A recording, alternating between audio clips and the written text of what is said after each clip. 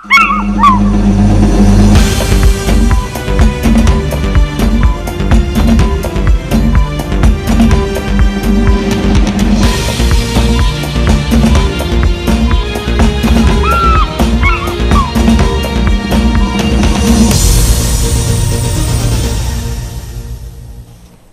Zambia, one nation. Thank you for joining us on the news. I'm Herbert Mutabi, and our sign language interpreter is Obed Mambwe. We take a look at the top stories. Acting President Inongewina discloses that 18 districts have reported the presence of armyworms.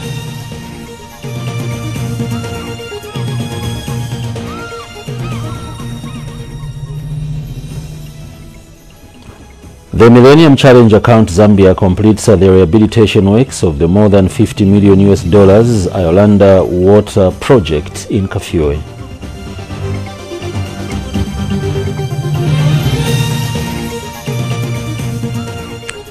Housing and Infrastructure Development Minister Ronald Chitotela says there is a provision in the 2019 budget for the construction of a new State House.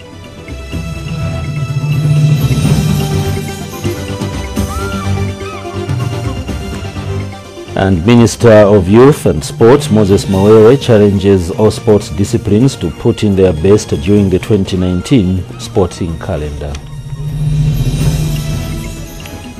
Here now is the news in detail. Acting President Inongewina has disclosed that 18 districts have reported the presence of armyworms. Mrs. Wina said 44,322 farmers have been affected, covering about 34,000 hectares of land. She said that to contain the situation, government has set aside 18.5 million kwacha in the 2019 national budget for control and management of armyworms. Mrs. Wina said in addition, the African Development Bank has committed $3 million United States dollars for purchase of chemicals used in combating the pests. So far, about 42,000 liters of chemicals worth $500,000 have been procured. Mrs. Wina further said to quicken the process of controlling armyworms, government is working with international institutions who are providing financial and technical support. She said in addition, government is liaising with SADC member states, especially neighboring countries that were affected during the 2016-2017 outbreak. Mrs. Wina has assured the nation that government is working hard to distribute chemicals to all provincial headquarters. This is according to a statement released at ZNBC News by Permanent Secretary in the Office of the Vice President, Stephen Mwansa. Agriculture Minister Michael Katambo has applauded a private investor for starting a project aimed at developing the sugar plantation and a processing plant in Kafue district. Speaking when he visited the project's location in Kafue, Mr. Katambo observed that the planned investment is in line with President Edgar Lungu's vision for increased investment in the agricultural sector. Here's a report. This is part of the area in Kafue district earmarked for the development of the 8,000 hectares of the sugar plantation. Agro Trade Exchange Zambia is promoting the Chance Farming Limited to put up the $86 million plantation that is expected to have the processing plant with a capacity of 4,000 metric tons. We are looking at investing, including acquisition of the rights to an extent of about $86 million. That will incorporate equipment for the entire irrigation system, covering a distance of approximately 17 kilometers from the source to the fields. So far, the equipment is been ordered and is on way. We've seen the sugar plantations that are being cultivated here in Kafue, thousands and thousands of hectareage, where they would engage outgrower schemes, about 4,000 hectares, which is huge, targeting about 400 plus households or individuals who are supposed to benefit from the outgrower scheme, whereby they'll be given about 5 to 10 hectares each to grow the cane, so that at the end of the day, the anchor farm we will be buying from these identified outgrower schemes, from these individuals who are going to benefit from the project. The project is huge, it's a good investment. Agriculture Minister Michael Katambo visited the site in Kafue. He applauds the investor for commencing the project, which he says is in line with President Edgar Lungu's vision for increased investment in agriculture. This is the type of investment His Excellency the President Lungu is encouraging, calling upon various investors to come and invest in the agriculture sector. I'm so happy to begin with the year and to see such kind of a project that is happening within Kafue district, and which His Excellency the President is so supportive in growing the agriculture sector. The project is expected to create employment as well as attract foreign exchange through the export of sugar. For ZNBC News, I'm Nicholas Mwale. Nice in Kafue. Health Minister Chitalu Chilufya has confirmed that only 11 needles now remain in Richard Zulu's body. Richard had 44 needles embedded in his body. Dr. Chilufya was speaking today during a media briefing and before visiting Richard in ICU at UTH. And President Edgar Lungu has decided to evacuate People's Party President Mike Mulongoti, who is admitted to UTH, to South Africa for specialist treatment. Here's a report. The condition of 3-year-old Richard Zulu is stable. This is after a team of surgeons removed 9 needles from his body in an operation that lasted close to 4 hours on Monday, 7th January 2019 at UTH. However, 11 needles are still embedded in the boy's body. Health Minister Dr. Chitalu Chilufya has visited Richard and is impressed with his recovery. And Richard is due for the next operation once the doctors decide that he has recovered adequately from the first operation. But what is good is you could tell that the foreign bodies that were positioned in delicate parts of the body, near the heart, near the lungs, and the liver, have been removed.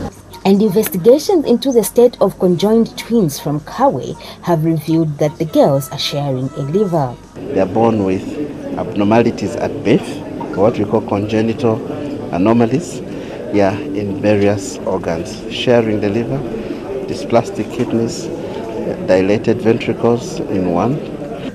Meanwhile, Dr. Chilufya has visited People's Party President Mike Mulongoti and former Vice President Lupando Mape, who are admitted at UTH. He is stabilizing and he is doing well. The President of the Republic of Zambia, His Excellency President Katabu Lungu, and the Acting President, Madam Inongo Wina, Her Excellency, wish His Honor Mr. Lupando Mape quick recovery.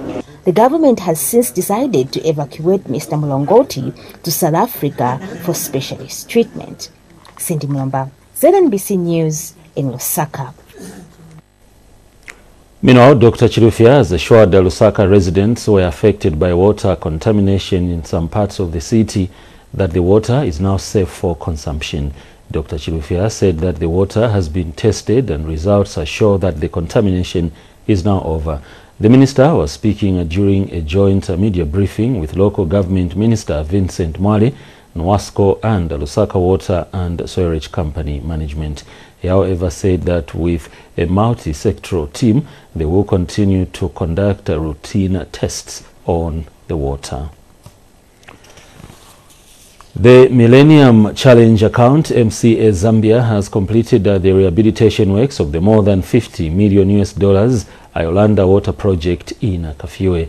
The project involved the rehabilitation of the water intake point, the treatment center, and the transmission line to Lusaka. Here's a report. Rehabilitated and restored to its old capacity, the water intake point, which is the heart of the Iolanda Water Project, is now fully operational. Apart from this intake point, the water treatment center and booster station have also seen a facelift under the project. And the Millennium Challenge account MCA Zambia officials have toured the facility with a view of appreciating the works. The contractor has since demobilized because the work here has been concluded. This contract has had a number of sites, not only this place and the treatment plant, which we will also visit, but there are distribution centers within the city that you might be familiar with, such as Woodlands, Stewart Park, Lumumba near the bus stop, High Court, Libala Waterworks, that have all been rehabilitated. MCA Director, Infrastructure Development and Water Supply, Chipiri Chikamba, has called for proper maintenance of the facility if it has to stand the test of time. The concern for all stakeholders, including the utility itself, is the sustainable management of this infrastructure. A lot of money has been spent. This contract in total was $45 million at signing. By the time we were reaching CED, it had already reached 57 million. It's a lot of money that has gone in. The works have also seen the computerization of the facility for easy maintenance. Lucky Phiri, reporting in Kafue. Bank of Zambia Deputy Governor Tukia Mabula has called for capacity building for women and girls in the information, communication and the technology sector. Dr. Mabula says there is need for girls to take up the challenge of technology. She said this in Lusaka today when she officiated at the mentorship workshop organized by Girls for Girls Zambia in Lusaka today. Meanwhile, Girls for Girls country coordinator Namchana Musiwa said that the organization hopes to reach out to 1 million girls in Zambia. They are not in any way disadvantaged in their makeup in terms of being able to do maths or to do science. We can all see where we're going. It's technology that rules. So if the women are not being prepared, to take up the challenge of technology, we'll be constantly left behind. So I'm very, very happy and grateful to be given this opportunity to be part of this initiative. So we identify institutions that we initially we are working with universities. We are working with the University of Zambia as a pilot institution, along with the Zambia Center for Accountancy Studies and the University of Lusaka. Then we are also identifying secondary schools that we can work with, where we identify girls and have them, we allocate mentors to them, where they are mentored on a one-to-one basis, so that they address their fears, they address their concerns, and we work with them to help them achieve their aspirations. This is a ZNBC TV1 main news. We take our first break. Join us for more news shortly. We continue with the news. Housing and Infrastructure Development Minister Ronald Chitotera says there is a provision in the 2019 budget for the construction of a new State House. Mr. Chitotera says that the construction of a new State House is based on recommendations by the 2017 Parliamentary Committee on Works and Supply. The minister was speaking when he featured on a live ZNBC Radio 2 program called Economic Outlook. He also clarified that Msuzi Bridge, that was washed away by heavy rains in Undazi district of Eastern Province, is being constructed at a cost of 2.6 million kwacha, which will also include works on a 42-kilometer bypass stretch. Meanwhile, Mr. Chitotera also disclosed that the Kenneth Kaunda International Airport new terminal will be opened between September and October this year. Parliament did commission a committee that is chaired by Honorable Douglas Yakarima, who is the chairperson on the Committee on Infrastructure, Works and Supply. And they did assess the State House, and they recommended in the report, you can access it at Parliament, that the State House it was becoming a security danger, was no longer suitable for the occupants of the head of state. And they urged this government to quickly embark on the modalities of constructing a new State House. And I can confirm that we have made a provision in this year's budget under my ministry to start looking at a possibility of beginning the process of constructing a new State House. The amount may not be enough. We may go to tender this year, but yes, the ideas of building a new State House are there as recommended by the Parliamentary Committee. Two key stakeholders in the education sector, the Teaching Council of Zambia and the Examinations Council of Zambia, have signed a Memorandum of Understanding MOU to strengthen collaboration in regulating the teaching fraternity. And speaking during the signing ceremony, Teaching Council of Zambia Registrar Ebi Muvanga said that the mandate of the two stakeholders is to strengthen the quality of teachers in the education sector. Dr. Mubanga further adds that the signing of the MOU will result in the attainment of quality education to enhance national development. And the Examinations Council of Zambia Director Michael Shilala said that the MOU will tighten the operations of the education sector to ensure quality of teachers all the way to have education system that spurs sustainable development. Meanwhile, Ministry of General Education Director of Standards Sunday Mwape said it is the desire of every nation to have an education system that spurs sustainable development. This MOU being signed today, it is clear that the provision of teacher education and education in general will be under care of check, and the result certainly will stand for the benefit of this country. Teachers who are the Teaching Council of Zambia, clients, are supposed to be in conformity with the law. And certainly for us, we don't possess all the tools, even the whole mandate, to check on teachers. So we need such collaborations. We are going to work as we move ahead towards broadening the scope of our service. And we hope to do so as we continue to open provincial offices to make it easier for the members of the public in the various provinces to verify the qualifications where they are. Currently, we have a service center in Lusaka, in Kitwe, in Pika, and in Mo. And this year, we are hoping to open an office in Chipata in our continued service of provinces. We also have planned in our work plan this year to begin the process of developing an online verification system. Ladies and gentlemen, you agree with me that the citizen voice action in calling upon quality performance every time we are given a mandate to serve the Zambian people has not only heightened, but it's taking the center stage. It is, of course, proving itself that these are the results in trying to respond to such. As a sector, I would love to indicate that we are proud of Teaching Council of Zambia. We are proud of the Examination Council of Zambia. The labor movement in the mining sector says the threats by some mining houses to downsize the labor force in view of the new tax measures by government should not impede negotiations for the 2019 collective agreement. And the National Union of Miners and Allied Workers NUMAO has advised the government to consider written proposals from some mining houses to cut down on labor as null and void. NUMAO President James Chansa said that the union is optimistic that the new fiscal policy in the mining sector will not have a negative bearing on ongoing negotiations for improved conditions of service for miners.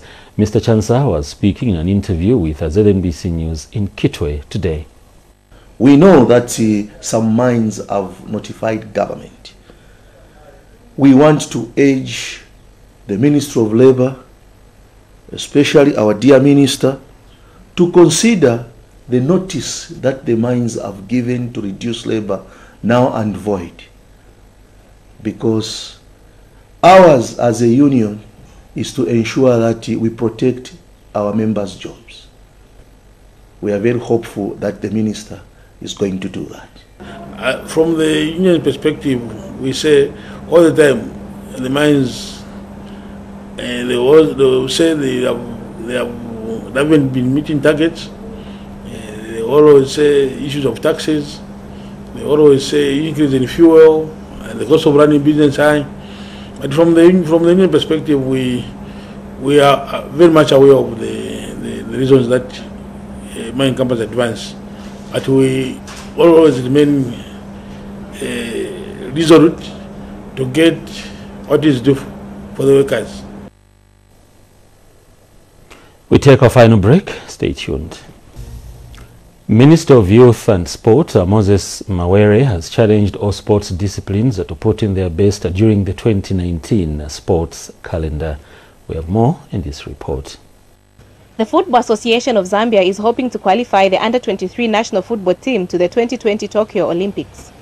Zambia last qualified a team in football to the Olympics in 1988.